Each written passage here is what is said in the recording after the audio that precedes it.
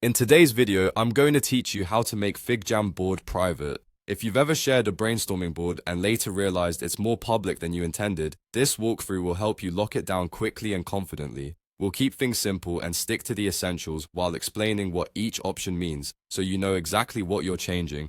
First, open the FigJam board you want to protect. Make sure you're signed in and viewing the correct file in your workspace. You'll see the canvas with your sticky notes, diagrams, or flows, and the toolbar along the top.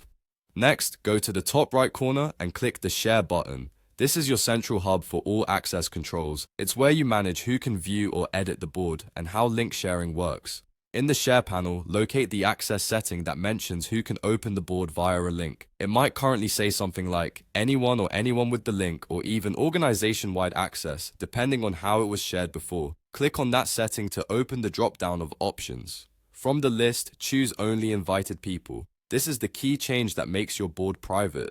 With this selection, the board will no longer be accessible to the public or to people who only have the link. Instead, only the individuals you've explicitly invited can get in. This is ideal when you're working with sensitive ideas, early drafts, or client work that needs to stay confidential. After selecting Only Invited People, click Save to apply the setting. That's the action that locks in your choice. Once it's saved, the new privacy level takes effect immediately. A few quick tips to make this airtight. If you previously shared the link broadly, consider removing it from shared docs or chats since it won't work for uninvited users anymore.